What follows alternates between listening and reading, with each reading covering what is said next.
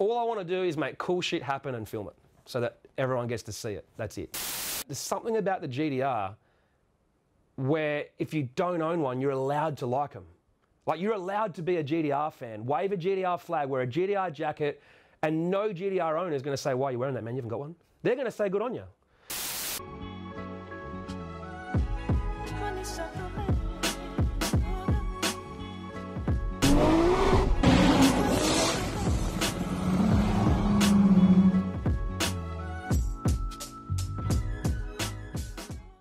What is up, you guys? Welcome back to the channel. Got another obsessed video for you guys today with a special guest, Andrew Hawkins.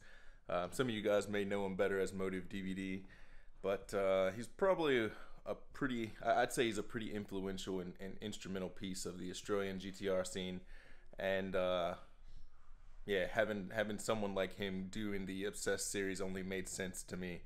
There's a few other people that I want to get around to, but went out, saw him at his office, and we just had a little chat about where he started, where he came from, and yeah, I thought it was a good video to kind of share with you guys to see a little bit more behind the scenes of who Andrew is. So without too much further ado, let's just cut to that video and we'll jump straight into the interview. Yeah, it was really fun, so I hope you guys enjoy it. My story of getting into GTRs isn't that cliched. My dad watched racing and he went racing and I went to Bathurst and all that stuff. I didn't even get into cars until I was in the Air Force. That was 1999. I was just bored studying at ADFA and just bought an MX-6 Turbo and then got into cars after I got a car. And then once I get hold of something, I'm obsessed. So I started buying magazines and Fast Fours, Hot Fours, etc. And then I bought the first hard-tuned imports video, VHS. And then, I don't know, I'm just sitting there watching all these Japanese street drag cars at Sendai and all that sort of stuff. And then I just watched an R32 GTR take off, specifically the Endless one. Well, there's actually two of them in that video.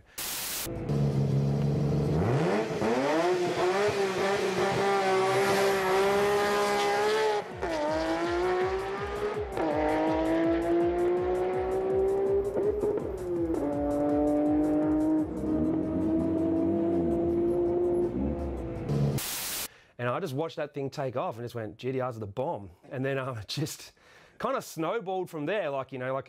They say don't meet your heroes, but that's not true with a GTR. So as soon as I saw that car, I was hooked. And then, Gran Turismo had GTRs in it. Started seeing more and more of them in magazines. And then whenever I went to like Summer Nats or a car show in Sydney or whatever, if I saw a GTR, I was just excited, right? And the more I learnt about them, the more I realized that every other car is just totally inferior and not worth owning. 100%. 100%. But you know what? You just actually gave me a good question to ask you is, being that obviously I'm not from Australia, so I don't get to relive kind of the glory days of they were sold new here. Yeah. That never happened in the States. When would you say like the whole GTR scene kind of started taking off? I think early 2000s. Like in 99, 2000, 2001, they were still really expensive, and the Japanese or import car scene was still in its infancy. We were still fighting between Sex Spec and JDM and like Aussie muscle styling within the car scene. And GTRs kind of got really popular in like 03, 04, 05. I think was when they were starting to really ramp up in popularity. They weren't obviously anywhere near as serious as they were now. And yeah, like even though I didn't have one, I still loved them. Like I still followed them, and whenever I saw one at a caravan, I had to go and try and be that little loser kid that goes and tries to be friends with that guy because he's got a GTR and all that sort of stuff.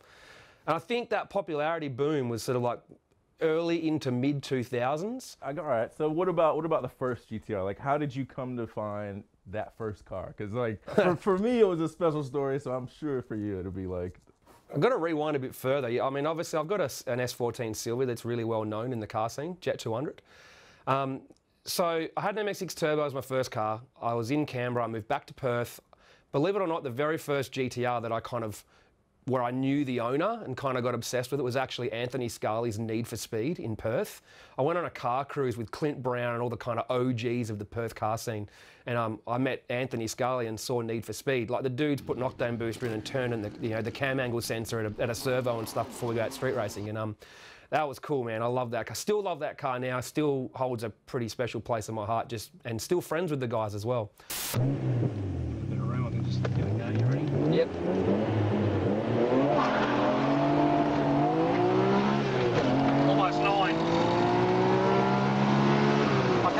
careful, remember that's 9.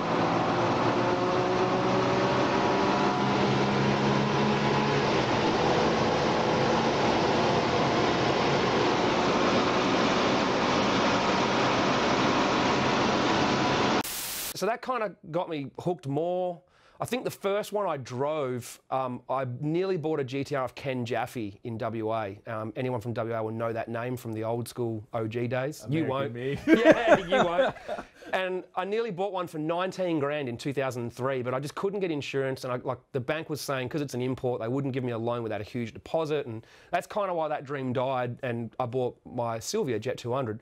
In hindsight, probably a good thing, because if I had broken that car back in '03 as a car salesman with no money and no idea what I was doing with my life, I would never afford to fix it, ever. At least with an S14, like it was fixable at a half decent price, and you know, a few more bolt-on mods were reasonably priced, so that was all right. So I had my Silvia now, then I moved to Queensland. And like there's a huge backstory about how I ended up working for Ignition DVD, moved to Sydney, how I got a job working as a commentator at Auto Salon. That's kind of how I met everyone in the tuning scene, and that's when I first met Jim from CID and Dominic Russo from Auto Style, probably the two biggest influences for me. Beyond just liking GTRs, they influenced me more in terms of like really learning about them and sort of getting involved in the scene and learning more about the car. In every possible way I could. Cut closer to sort of 2010, I had a thing on my fridge, things to do before I'm 30. Don't worry about the rest of the list. All that matters was at the top was must own an R32 GTR. And a funny story is if you go back to Fast Forwards magazine where they featured my 200 on the cover and it has a little profile about the owner, it actually said your ultimate ride and it said 500 kilowatt single turbo R32 GTR. So that was preordained. It was always going to happen, right? Like it was just. You've done that. And even with 34 wheels, if you want to get more specific, and I have had them on the car. So, but then there on the fridge, list of things to do before I was 30. Now I was getting close to 30. It was like February 2011. I was in WA at the time with my mates and said, "Man, I got to hurry up and get a GTR before I turn 30." And they're like, "When do you turn 30?" I'm like, "Oh, like in 8 weeks." So I started looking. I found one for sale in Queensland for 13.5 grand. Now I knew I was in for a bad time here, right? But I'm like, whatever. I just had to do it. Could I afford it at the time? No, I couldn't even afford that one, let alone the two that you're meant to afford if you buy a GTR. But I went stuff it, and I even asked my, just got married actually. And I said, "Do you mind?" And she goes, "Can you afford it?" I went, "No." She goes, "But you have to do it, don't you?" I go, "Yes." My ex-wife let me do it, so it was all right, I actually flew from WA to Queensland to work at Top Gear Live Show, and I thought, well, while I'm there, I'll go check this car out. So I checked it out, had a faulty ECU, leaking turbos, the kid who owned it knew nothing about it. It was terrible. So it was a standard GTR. Yes, it was a standard GTR at that time. So I offered him 10.5 grand, and he said yes. So I got a $10,500 GTR. Had it at Top Gear Live for that weekend, and I went to drive it back to Sydney on the Tuesday after I registered it in Queensland. Funny story about the number plates. I already owned Jet 14 plates. They were meant to go on my Rodeo Ute because I didn't want anyone to own Jet 14 because I own Jet 200 plates in Queensland. But I had those plates already, so I thought, I'll put them on for now and I'll change them later, and they're still on there. Drove the car back. It lasted 24 hours, and then it broke an engine. And here's the funny part of why. The guy that installed the alarm on it, when he pulled went to put the alarm in, he put it under where the factory boost controller is. And when he pulled the line off, instead of getting it off correctly, he tore it. And instead of leaving the broken off bit, like getting that off and like trimming it and putting it back on neatly, he just like put it back on with like that much on it. And that come off, 18 pounder boost, blew the back turbo and destroyed the engine all at the same time. But it was the least dramatic engine failure you've ever seen. It made no noises, it didn't do anything, it just kind of lost power. And then, yeah, my GTR dream was dead in 3 days. And I actually believe it was karma for buying a car I couldn't afford. Yeah, I know them feels. All right, so we'll switch gears just a little bit. Yeah. So obviously with this being the theme of being obsessed, Yeah. you have pretty much changed the way that, Australia looks at GTRs post-race history, sorry. Yeah. And what that GTR culture and what the scene is here in Australia. So, like, just take me through, I guess, not start to finish, but maybe from, like, inception of GTR Festival to today. If you go back a little bit at Ignition, as soon as I started Ignition in Volume 4, the first thing I did was feature a GTR. I rang Dominic Russo from Auto Style, a good friend of mine. He was, like I said, one of my inspirations. Started featuring GTRs, and it was obvious from the get-go that I was GTR biased, right? That just spread to the industry. I didn't even try to hide it. Like, I'm allowed to like what I like, right? Like, don't get me wrong, respect everything, but I got what I like. And I went to Nismo Festival in Japan, thanks to Motul and High Octane in 2007. And ever since then, I'm just like we need a GTR thing in Australia. The GFC hit, and then Ignition died. I started Motive, and kind of that's, you know, didn't have a lot of money, didn't even have the GTR yet. But at the time, the GTR scene actually really did die. Like 07, 08, 09, GTR scene was dead for two reasons. Money, even though they were cheap, the money in the scene, just in general, had just suddenly dropped. Auto salon had died. No one really knew what they were doing with the import car scene in that kind of period. And you got booted for $10.99 back then. It wasn't $10.0, it was $10.99. It used to be, right? Okay, I do remember that. Until they changed the whole airbag ABS thing. So I was just going, man, there's just nothing going on. What can I do? And in the back of my head, all I visualised was like those street drag GTRs, like at Sendai on a, you know, not even that good a surface, you know, no drag strip, just like I wanted a surface that was like the street. Mexico. But we can't do it. I wanted Mexico, but we don't have a Mexico here, and no matter what you do, you ain't doing that stuff on the street. So what was the next best thing? An airport. So the first GTR challenge was 2009, and I basically just drove out to Cootamundra Airport, spoke with the council and said, can I hire your airport? Okay, so we did that. And then rather than try and turn it into like a huge event that was out of my depth, I just invited, like I think maybe at the time, maybe 12, but 9 GTRs from Croydon turned up. Very low key, one day, heap of fun. Now, of course, that rumour spread straight away. So in 2010, GTR Challenge grew and we added drag battle, which is, well, non-GTRs at Cootamundra. Any other normal person would just have drag battle, but no, not me. I've got to have GTR Challenge and drag battle, right? And then that grew and grew and grew. And obviously, as the car scene has changed due to social media, magazines dying and some certain events popping up and dying off again, GTR Festival was just something in the back of my head for a long time, just based off the fact that a Nismo Festival and an Ars meeting existed. But as GTR popularity was starting to go up, and I like to think that I was a part of that sort of GTR popularity going up, that's when the whole idea of the first GTR Festival sprung to mind. It was a big risk, man, huge risk, like mortgage your house risk. And it rained, first one. I remember. But GTR Festival for me was, like, don't get me wrong, it wasn't about money, it was about just having a GTR Festival. I felt that the scene needed something that combined, I don't even know how the best way to explain this, but in the GTR world, even more so now, but back then you had your forum guys, your car clubby forum guys, you had your hardcore racetrack guys, you had your drag guys. And I'm friends with all of them, right? Like all of them, right? Every single type of GTR owner is worth being friends with in one way or another, no matter what. But but that group and that group didn't, like I interacted with each, but they didn't interact across each other. And I thought to myself, well, how do you bring them all together? Well, you've got to showcase like the rare and collector ones and look after those guys. You've got to have places for the clubs to display together. And you also just need to have the prestige of a GTR as its own event. If you had that as like a JDM festival, just too diluted, but GTR festival alone, I thought maybe this can work. And everyone said to me, you are crazy. All the other event promoters, if you have an event of one model of car, I'm like, what do you mean one model of car? It's a submodel of a submodel, dude. Like, it ain't just a Skyline festival or a Nissan festival. It's a Nissan Skyline GTR festival, right? So it's like, I thought to myself though, this is a good little theory, right? If you have a Ferrari festival and you go there and you don't own one, you kind of get looked at like, what are you doing, bro? And Porsche is probably the worst for it. If you don't own a Porsche, you don't go to a Porsche thing, right? If you go to a Porsche thing and don't own one, like, you might as well cut your own wrists as you walk in, right? You're not meant to be there. Porsche guys do Now, not if like you had an outsiders. Evo or a WRX Nationals, great, every WRX owner and their mates would go, but no one else would.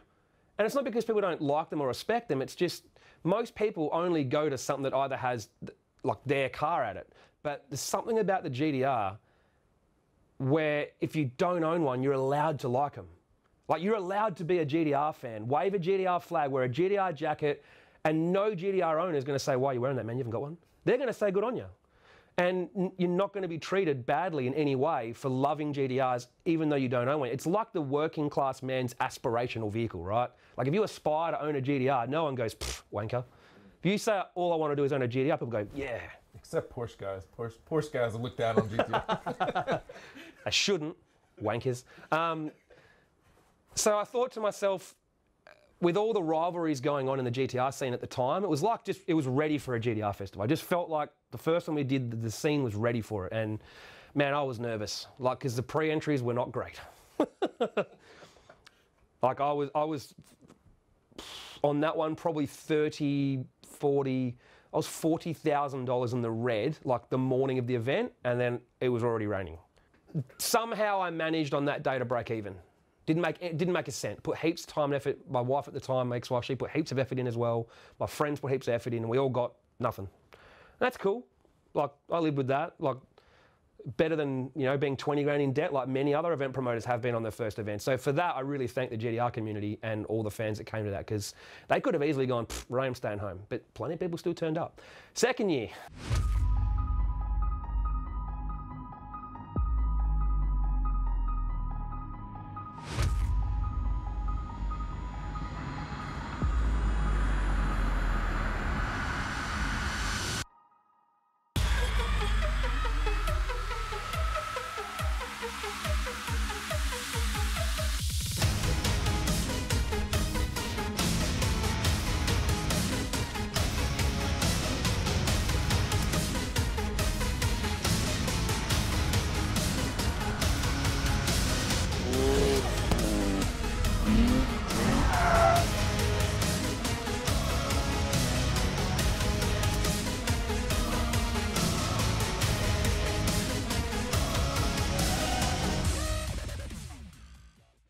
Pre-entries were a little bit better, but I must admit, I wasn't, like I don't have full-time staff running events for me at the time. So it was just whatever I could do on the side, right? It was a side hustle, really. A little bit more sponsorship, a little bit more pre-entry, felt a little bit better about it. And what did it do? It was sunny when I woke up, and then it rained in the middle of the morning. But luckily, I think most people had already gotten there. And it didn't rain very long, actually. I remember that one as well. Yeah, it didn't rain for long. We got it all cleaned up. Yeah. And then I didn't make a heap of money that year. I probably made like enough to go, oh, whew, thank God I didn't lose money. Like, it was like a nice little thank you for doing it, right? And then the third year is when I'd say it actually became successful.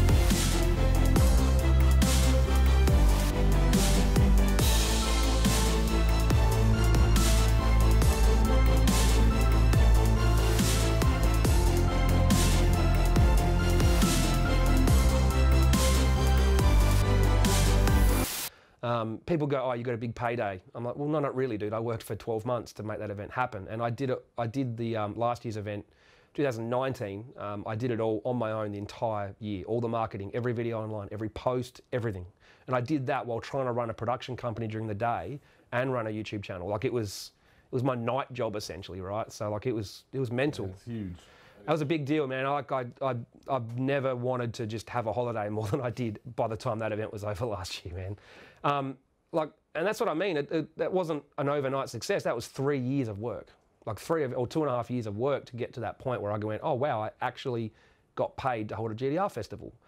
Not enough to retire off anything ridiculous, but just enough to kind of go, oh wow, that was great, cool. All right, sweet, let's do another one. Just keep it going, right? Like it's now a sustainable business. Now that I run a few more events, I've got an event manager as well. So like the whole idea is to keep growing. But while we're here, I do want to put something to rest. So we tried to get Garage active last year. We made a post saying that we're talking to them. Yeah. Some people complained afterwards, apparently, not to me, that they didn't come. They said something was wrong. Well, I explained this more than once, but I'll say it here again. So last year for GTR Festival, I told Garage Active I wanted to bring them over. And the deal was I pay for their cars to get here, all the freight. They were going to pay for their own flights, and then I was going to pay for a translator and get them around while they're here. Good deal, you know what I mean? Like they actually really wanted to come. They're good dudes, right? I got quoted in January what it would cost. I was told about 10, 12 grand. All right, cool. So I put 15 grand aside from the year before. And then basically when push came to shove to make it happen, it was not going to be like 12 grand in freight and a couple extra grand for other miscellaneous stuff. It was going to be like a $25,000 exercise for bringing one car over to race. We couldn't bring their drag car because it wouldn't be teched. So we're going to bring their street car, the Garage Active wide body 32, and it would have got booted after its second pass anyway, right? And I'm sitting there going, I just can't risk it. Like I need 1,000 people extra to turn up just to cover that, right?